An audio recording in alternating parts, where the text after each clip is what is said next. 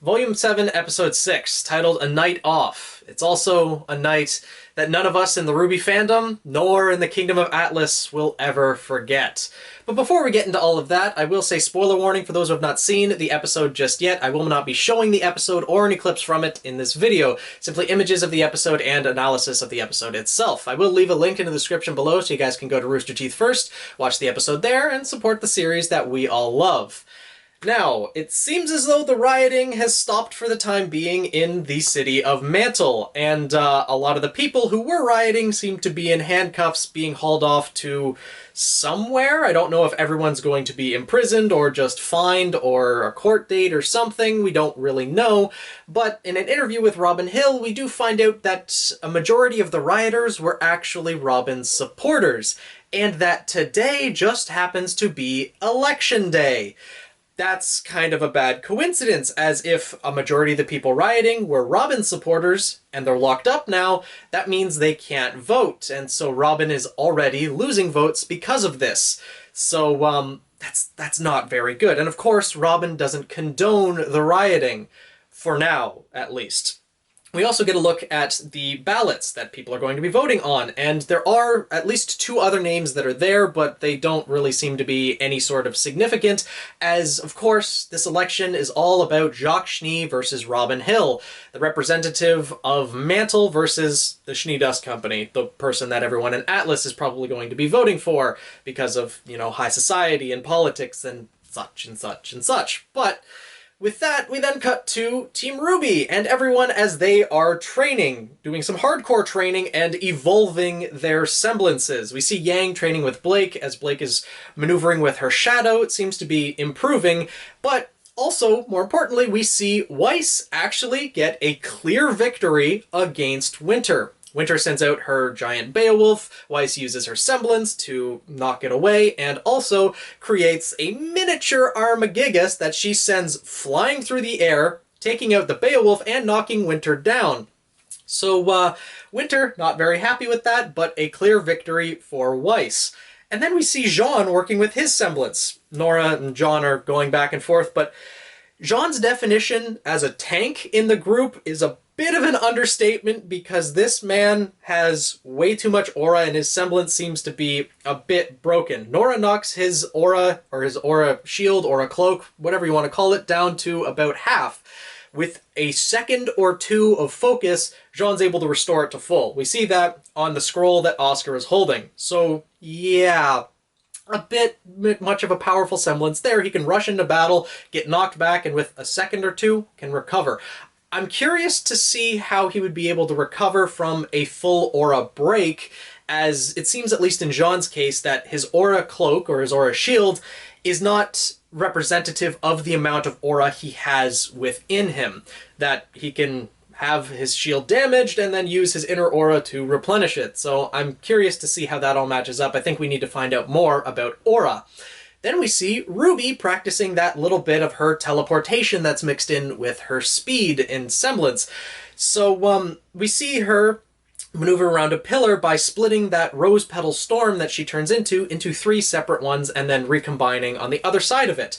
Seems like a very useful tactic, especially if in a different situation, like in this one, she could probably just maneuver around as one large petal storm, but splitting into multiple ones could be useful, but also seems risky. If anything was to happen to a bunch of those petals, like if they were somehow blocked from rejoining with the others, or simply destroyed in some way, shape, or form, or something happened to them, I feel like that would be very risky for RWBY, as if she tried to rejoin and a third of the petals wasn't there. Wouldn't that mean like a third of her body wouldn't be there? She could be missing a limb or something like that. I feel like there's risks involved with that, but RWBY is training with her semblance. She'll know best. Hopefully nothing bad will happen with that. And then we also see Ren doing his meditation. We don't really see how that plays into the evolution of his semblance, but I'm looking forward to seeing how that plays out. We also then get RWBY talking with Oscar, as Oscar is commenting that everyone is evolving, and he doesn't even have his semblance yet. He doesn't know what it is. RWBY does say that I'm sure everyone will be impressed when your semblance arises, which I'm pretty sure is going to be the case. This is the first time that Oscar's semblance is really brought up directly in the RWBY series, so I think we might maybe get it this volume or next volume. It's going to be tied in with Ozpin, as the semblance is a manifestation of one's soul, directly linked to your aura. Well, Oscar's body happens to have two souls, and half of them, one of his souls, is sealing itself away in his mind, so that's probably affecting why his semblance isn't, manifesting. But once we get Ozpin back, hopefully that'll work itself out. We then get Ironwood coming in with Marrow, complimenting everyone on the training that Ironwood comes in with Clover, not Marrow. Marrow's later. But we get Ironwood coming in and complimenting everyone on the work that they're doing with their training and everything, and orders them a night off. He's also commenting on the election results, and we see that it's 30% of the votes for Jacques and 70% for Robin Hill. Looks like it's a pretty clear victory at this point for Robin, but as we see throughout the episode, things start to shift with those numbers. And Ironwood, as I said, gives everyone the night off, because after this election day, they will be waking up to a new Atlas, and they need to be well rested for whatever is in store.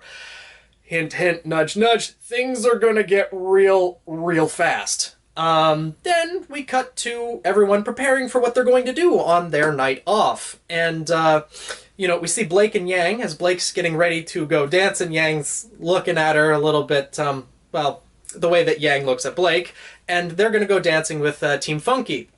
We then see that RWBY, Nora, and Ren are actually going to go to a celebration party for Robin Hill in Mantle. A bit of ambitious party, I would say, as the election's not over yet. Polls are still being cast, or polls are still being tallied, votes are still being cast, and so we'll see how that turns out. And after that being the case, Jean and Oscar come in saying, hey, we're going to the movies, and Weiss being like, well, don't really want to go to this preemptive party, don't really seem like going dancing, so she goes with Jean and Oscar to the movies. It seems like it's date night all around, with a couple third wheels. We got Bumblebee going dancing with Funky as the third wheel, we have Renora going to the party with RWBY as the third wheel, and then we have White Knight going to the movies with Oscar as the third wheel. So, that's not actually how it goes, at least with some of them, but, still, it's funny to see. The rest of the episode follows RWBY, Ren, and Nora in Mantle, as that seems to be where all the action is happening tonight. On their way to the party, Ren brings up again that this party seems quite preemptive, that it's not a sure thing. Nora's being a bit more positive, saying let them have this one last sure thing, before they find out about the truth of Salem, as this is probably going to be the last guaranteed thing that they have. Well, this isn't exactly a sure thing, as we find out later on, but Ren then brings up something that we've all been wondering in the fandom for a while. Well, when Ironwood finds out about Salem, let's say he accepts it, have we thought past that? How exactly are we going to defeat Salem? And Nora brings up the thing that I've been harping on since The Lost Fable as well, that, well, when Ozpin asked Jin the question, Jin said that he couldn't defeat Salem. Specifically him. Maybe someone else could, looking over at the silver-eyed warrior, the one possessing the Bane of all Grimm. Of course, RWBY's unsure about this, because until you actually use that power against the Queen of the Grimm, you don't really know how effective it will be. And Ren starts getting a little bit moody again, saying that we can't be doing this right now. We should be training. This isn't the first time, even this episode, that he's been acting like this. When Ironwood showed up, Ren kind of cut everyone else off from talking, saying, are you here about our next mission? He has been very cold towards Nora, or colder than normal towards Nora, and very focused on the mission at hand, the fight against Salem. Something happened to him upon arriving to Atlas, whether it's just some realization he had, or something that he's very focused on the mission rather than anything else, even the relationships between him and the rest of his teammates, which is very concerning, and Nora's definitely aware of this. As we cut to the party, Nora and Ren are definitely in the midst of a lover's quarrel, shall we say. Nora brings up Blake and Yang, and Ren says, well, I'm glad they're still friends, or that they're friends again. Nora, of course, giving us our first kind of canon confirmation that Bumblebee is actually hinted at being a thing, that, oh, just friends, huh? After two people have gone through so much together, don't you think there's a little bit more going on? Of course, this quickly shifts from being about Blake and Yang to being about themselves, Ren and Nora, as Ren says, well, maybe one of them feels that way, but the other might be a little bit worried. So RWBY has quickly become a third wheel, but luckily Penny is there, and RWBY gets Penny to save her from, the situation that she's currently a part of. And so they walk behind stage, they meet Marrow, as well as the Happy Huntresses and Robin Hill. Little tension between Marrow and the Happy Huntresses, as they have been on, shall we say, the opposite sides of the law in some sense, or in a kind of a gray area of the law in the Happy Huntresses case. But Robin Hill is being the voice of reason here. I really like Robin's character, and I hope we see a lot more of her throughout, Atlas and even beyond the arc of Atlas. But we'll see how things play out. As she says, well, after tonight, assuming I get elected, we're all going to be on the same side, so let's just try to get along. And they seem to agree to that, as they're all, being there to be security for the party, etc. So with that, RWBY heads back over to see what Ren and Nora are up to. Still the same thing, still in the middle of a lover's quarrel, and we see the sheep girl, who we know is named Fiona Thyme now. She's giving a little bit of a speech introducing Robin Hill to address the crowd that has gathered. And during her speech, Robin says something that resonates with Ren and Nora. As individuals, you are all strong, but together you are invincible. And this gets both of them to pause. And Nora turns to Ren and calmly asks him, why won't you talk to me? What's going on? Ren being... would he be considered a tsundere? I think he has definitely some tsundere characteristics, but he says, I'm not very good at talking about things. And this is where the fandom will remember this episode, this night, forever. As Nora asserts her dominance, grabs that boy, and plants one on him. Ren a bit surprised at first, but he definitely embraces it after, a brief second of surprise. So, yeah, Renora finally has their moment. Unfortunately, it doesn't last very long. RWBY had moved to the front of the crowd to listen to Robin Hill's speech, and we then cut to someone else in a dark room, standing in front of a screen that has two videos playing. One of Penny fighting Grimm, and one of the party that is currently going on as Robin's giving her speech. And we see Watts with a bunch of scrolls laid out in front of him, and a bunch of rings on his fingers ready to conduct the performance that's about to unfold. And he asks Tyrion, are you ready? Which, Tyrion, he's in the front row of the crowd as well, waiting to unleash terror upon them all. At the very last moment, RWBY sees Tyrion's tail whip out, and she screams out, watch out, to Robin Hill, but too little too late. Her scream does alert Ren as his eyes pop open in the midst of his embrace with Nora, but again, too little too late. The lights go out, the crowd starts panicking, RWBY is knocked off to the stage, so she doesn't end up doing anything while the lights are out, as she can't really see. But this is the point. The lights going out is the signal Tyrion needed to start killing everyone around him indiscriminately. Of course, causing a lot more panic as people are screaming, dying, blood's being splattered everywhere. Penny, luckily, does have night vision built into her technology and can see what's going on. However, she quickly loses Tyrion in the ensuing panic. And at this point, Tyrion turns to the stage and books it onto the stage, at which point he shows his semblance. A couple days ago, I made a video about Tyrion and Rare Faunus and what Tyrion's semblance might be. It's not very often that I get to say, I called it, as last episode, my Winter Maiden theory was disproved, and Crow knowing Robin Hill was disproved, but I did get one thing right, with Tyrion's semblance being poison aura. He has his hand glow deep purple. His eyes do glow purple as well, so his eyes are tied to his semblance, and he slashes at Fiona Thyme, at everyone's favorite sheep girl. And this is actually really strong and significant as he slashes right through her aura and presumably poisons her. She's still conscious by the end of the episode, so we don't have confirmation of poisoning yet, but that's likely the case.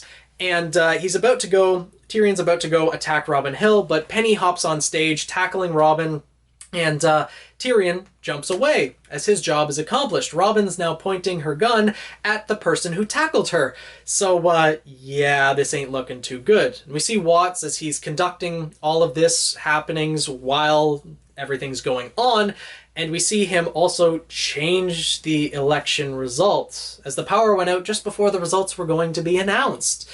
Lights go back on, though, and Penny's standing center stage. Robin is pointing her gun at Penny, and everyone turns. Everyone is blaming Penny for the events that just took place. It was Ironwood's robot who killed everyone, who slaughtered all the people. And on the screen behind them, Jacques Schnee starts giving a speech about him winning the election. So needless to say, things did not go very well in Mantle. Now, everyone starts charging the stage. Marrow is able to get up there and yells, "Stay!" He's able to affect everyone in the crowd, so his semblance is quite strong. When Nora and Ren reach the stage, Ruby is at least able to tell them, it was Tyrion. He's here in Mantle. That's who did all of this. So at least the main characters will know it wasn't Penny, it wasn't anything. So, yeah. Marrow tells Penny, get the hell out back. You can't be here right now. And Robin then rushes over to Fiona, making sure that she's okay, trying to stop the bleeding. Ruby tries to take Marrow out as he's bleeding. It wasn't us. Please believe it wasn't us. They get out to the back alley, and we see that Watts is at his computer. The two videos that he had up are now merged into one. Penny fighting the Grimm now looks like Penny fighting the people, or killing the people, at the party. And he just uploads that to the internet, and now there's probably no way to prove that Penny wasn't the one who attacked those people. Unless, of course, there was other footage that other robots who were there were able to get in some way, shape, or form. But I feel like Watts probably put some fallbacks on there so that it couldn't be found out otherwise. So, yeah, Marrow yells at Penny to get back to Atlas. We have backup. You can't be here. She does, and the Grimm arrive. Tonight is a night that will forever change the kingdom of Atlas. And this is where the episode leads off.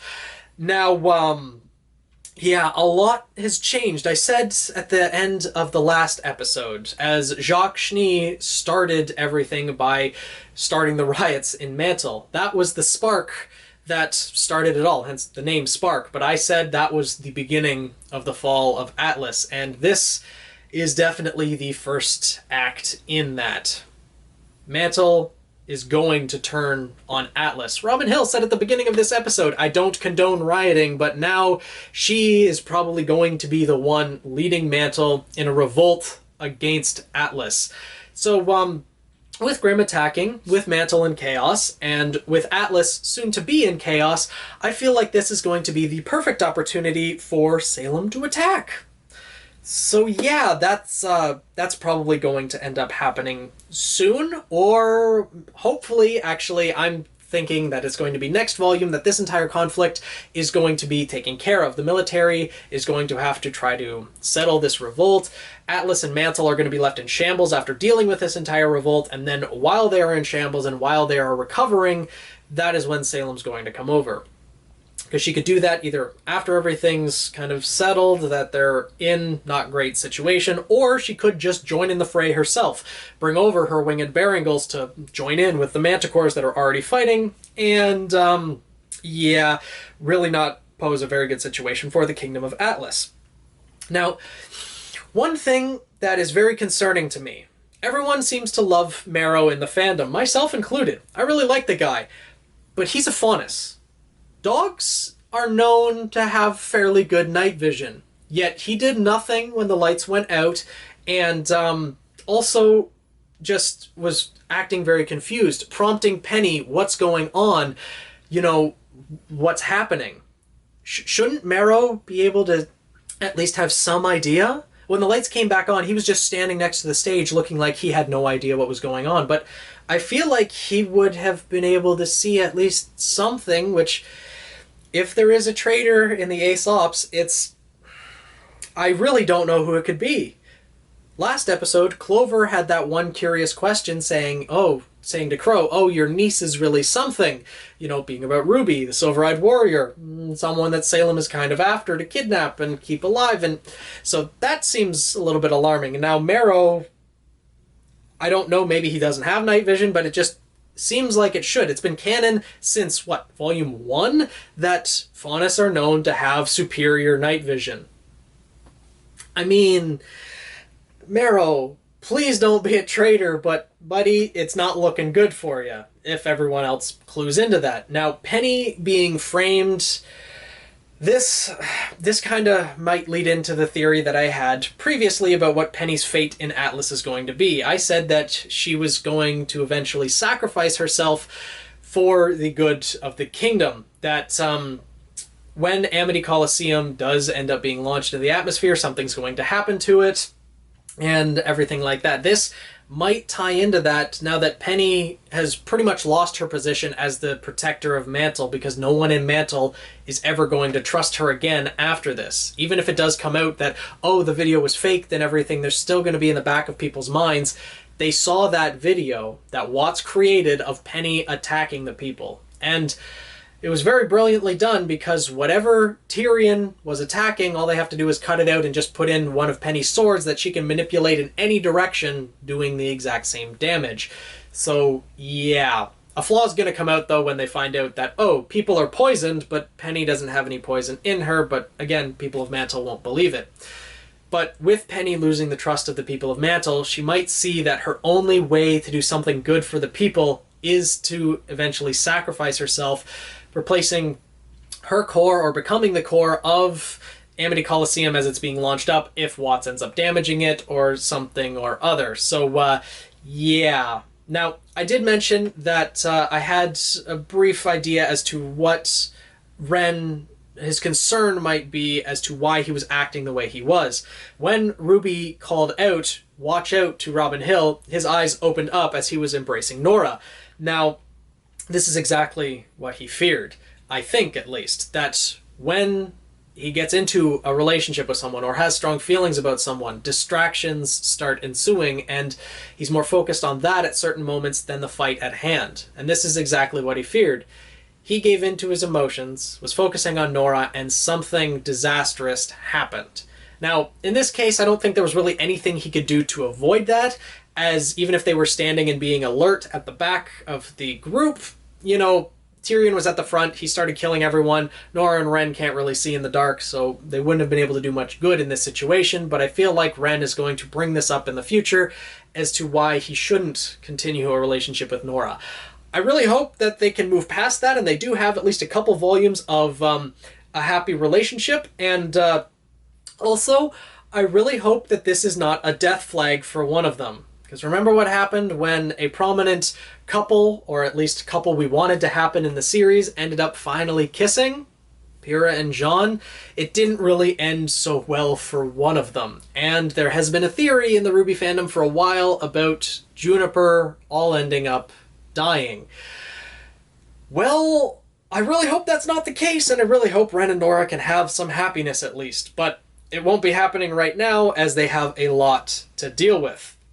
Now, one thing I really am happy about is that Tyrion's semblance is revealed, meaning that, again, all Faunus can have semblances. I had wondered in the video that I posted a couple days back that maybe special types of Faunus who have inherent abilities with their Faunus traits couldn't have semblances, but no, they can definitely have both.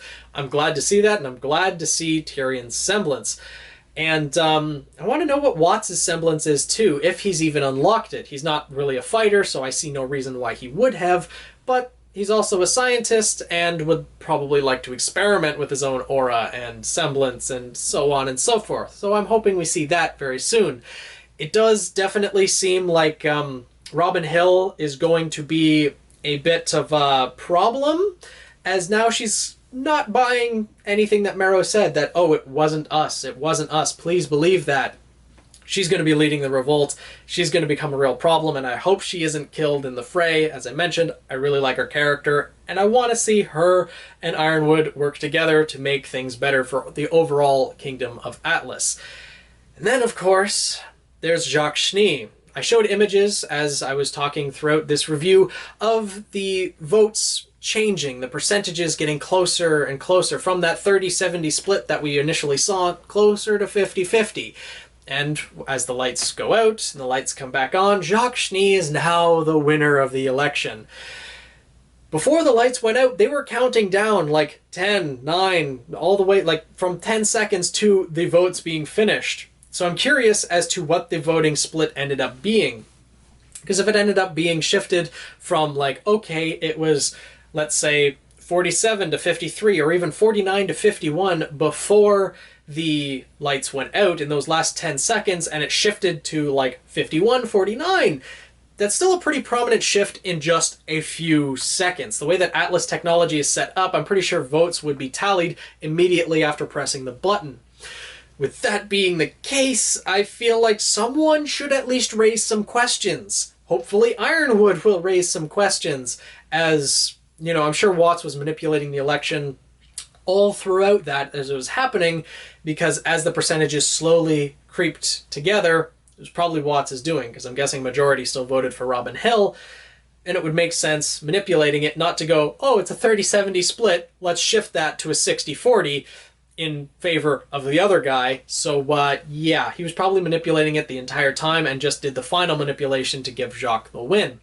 Just as Watts had promised Jacques that we previously saw. Watts had a solution to Jacques' problem, and Jacques completely bought into it. This man is gonna go down hard at some point this volume. Someone is going to kick his teeth in, and I'm looking forward to it. Watts is definitely gonna let Jacques take the fall, and I don't think... Well, I don't know if Watts is actually going to survive the rest of this volume or etc., but we'll see what ends up happening. Hopefully we'll find out Oscar's semblance soon. Hopefully we'll see how all of the training that Team RWBY and everyone else has done plays out, and how their new semblances, or their new abilities of their semblances, will play out throughout probably the next episode as they're fighting off the Grimm and trying to keep Mantle in one piece and maybe stave off a revolt, which we all know is coming. So, a lot to unpack in this episode, so let me know what you guys all think down in the comments below. If I missed anything in this episode or missed commenting on anything, what are your guys' thoughts on Tyrion's semblance, on Jacques Schnee winning the election, Robin Hill going to be leading the revolt against Atlas now, Rhaenyra finally being confirmed canon and having their moment, and what the future actually holds for them. And also Bumblebee being mentioned in this episode. I'm personally happy about it. I know people might be having different opinions, some supporting, some not, but we'll see. Let me know down in the comments below what all your thoughts are. I look forward to reading them and discussing with you in the comments. Thank you so much for watching. Make sure to check out the Best Boy poll that is currently going on and will be open until tomorrow, December 8th at midnight Eastern Standard Time. It is voting for the best boy of the RWBY series. So if you're a fan of Marrow, or a fan of Tyrion, or Ironwood, or Jacques Schnee, if you're a true anarchist, then you guys can go there, vote for your top 3 best boys, and the results will be tallied and presented in a video the following day, Monday, December 9th. Again, thank you for watching. Make sure to subscribe if you haven't already, and I'll see you guys in the next video.